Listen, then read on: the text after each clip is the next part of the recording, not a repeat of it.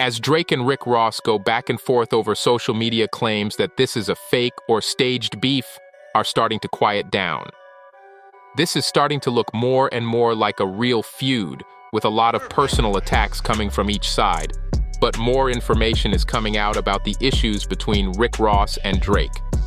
Rick Ross spoke about a cease and desist that Drake sent to French Montana, the verse for a song called Splash Brothers, which is on French Montana Mac and Cheese 5.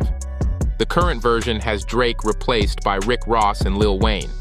The leak recently surfaced. Even though this leak is probably a few years old, there are certain things in the verse that can tell us about the feud in real time. This verse popped up on YouTube and was taken down and put back up multiple times.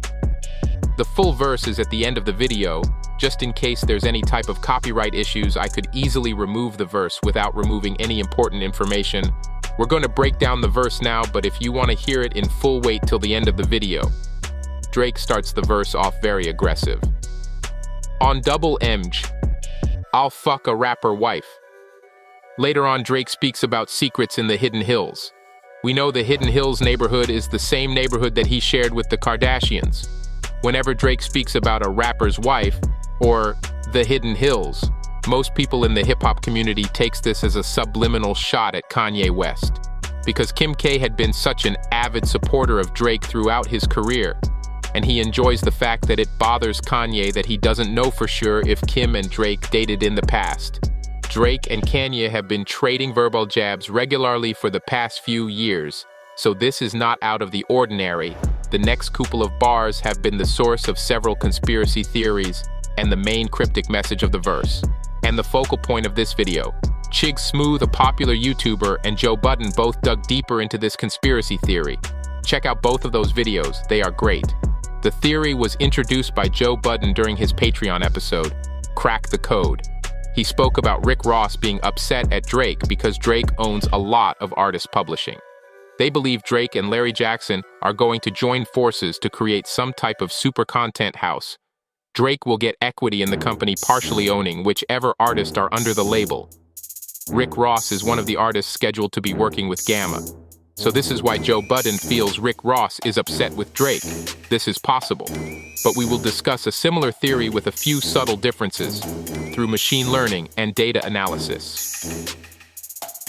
And with AI software programs ChatGPT, Amazon Alexa, and Microsoft Copilot, I was able to generate several different theories. We will discuss some here and in later videos. AI can be used to interpret lyrics. This theory was generated from information gained through AI. Because this is a strategic thinking platform, we must cover and discuss every angle. I also used input from real hip-hop fans and people from the culture. The theory is that Lucian Grange has been Drake's real op the whole time, and Drake wants to knock Lucian off his spot. Lucian is who he wants to target, not any rapper. I'll explain why this makes sense later in the video. Let's get back to the lyrics. Drake continues, "Cold world baby girl. But I ain't from the Ville, not a politician. But I bet I pass a bill." What Drake means by pass a bill is that he will eventually pass a net worth of $1 billion. This is a big statement. We see Drake is becoming more aggressive about not only being the #1 rapper of all time, but the richest as well. The next bar takes it a step further. He says, "Niggas try to copy sound, but they never had the feel. Me and Lucian just like Kobe and Shaquille, but we never even chill. That's the reason going independent, it just never had appeal." The Lucian Drake is referring to is Lucian Grange, the CEO of Universal Music. By Drake comparing him and Lucian to Kobe and Shaq, he's saying him and the label owner are equal partners. He continues with, "But we never even chill. That's the reason going independent, it just never had appeal." Drake here is expressing how he does not care if him and Lucian have a personal relationship. He really only wants a business relationship with him and sees him as an equal partner, not his boss. He's saying he enjoys making hundreds of millions of dollars with someone he rarely has to see or talk to, and he prefers it that way. This has a deeper meaning. In the past, most rappers, if they spoke on the label owners at all, they would speak very highly of them and celebrate them. Drake is not taking this approach. He's called out Lucian Grange on multiple records. These are not personal attacks. He has never said anything about Lucian's personality or his morality as a person. Drake's shots have always been at how he creates the vast majority of the revenue at Universal and how they might need him more than he needs them. On Lil Wayne's BB King freestyle, Drake says, "Classics I keep scribbling, lights in the Universal building just keep flickering." Drake is saying, "I'm keeping the lights on at this label. I'm the biggest thing you have." Lights flicker when they are about to go out. On the track, Away From Home, Drake says, "Who is the CEO of Universal? They mistaken. 'Cause Google saying Lucian, but that just doesn't make sense. Who filling up the piggy bank? Who bringing home the bacon?" Another direct shot at Lucian Grange, who he calls out by name again. On the record Champagne Poetry, Drake says, "This the part where we gone throw us a party after the war. And if the last negotiation had you feeling out of pocket, well, this is perfect time that I empty them shits for sure." Boasting and bragging about breaking the record label is something Drake has been doing for years, and his plan is becoming clear now. On the Family Feud freestyle, he says, "Tell me if TD Bank is approving loans, I'm thinking about paying Wayne what Universal owes. My nigga spent a lifetime going platinum and gold. He should own half the label shit out of control." We will get back to the Splash Brothers freestyle in a minute, but let's take a quick deep dive into that last bar. Wayne's issue with money being owed later turned out to be between him and Birdman, not necessarily the label. This is something that Drake probably already knew, but he decided to take a shot at Universal instead. He chose to not point the finger at Birdman, but at Universal and Lucian. Even though this song was recorded several years ago, Lucian Grange has been at Universal since 1986. So every time Drake talks about Universal or the label, he's pretty much talking about Lucian Grange because that's who makes the final decisions at the label and who has the majority of the decision-making responsibilities. Again, having a rapper call out the owner of the label is rare and unique. Most artists do not want to ruffle the label owner's feathers. We've heard artists call out A&Rs or even high-ranking executives. But label owners' names usually aren't thrown around all over records by one artist for nearly a decade, and the mentions have become increasingly more specific and direct as Drake has gained more fame and wealth.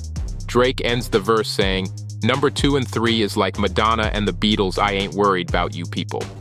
This is a shot at other rivals artists, but he is also expressing how big he is. Not only in rap, but in the music world in general. Drake is saying if Madonna and the Beatles are behind him, who else is there to worry about? Essentially, Drake is saying he is not only bigger than every rapper, but he is bigger than label owners. His business and talent combination dwarf rappers, executives, and even label owners. The rappers don't have the value or business sense that he does, and the label owners don't have the talent. This gives evidence that Drake wants to be the best active rapper while owning the most equity in rap. Comment what you think. Like, share, and subscribe for more content. Thank you for watching Urban AI, a strategic thinking media platform. Yeah, on double MG, I fuck a rapper's wife. She ain't even my type, but I'll make the sacrifice. Have her split her thighs like she working Gladys Knights. Yeah, I was never nothing nice. Niggas know the real secrets left in hidden hills. Bought the whole street up and I got it for a steal. Middleman lined it and I cut him out the deal. Turn cutthroat for real. I was on a ride while you boys are sitting still. I've been on a high while you boys are on the pills. And God forbid I die, man, you boys ain't on the wheel.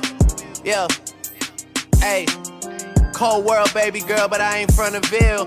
Cold world, baby girl, but I ain't from the Ville. Not a politician, but I bet I pass a bill.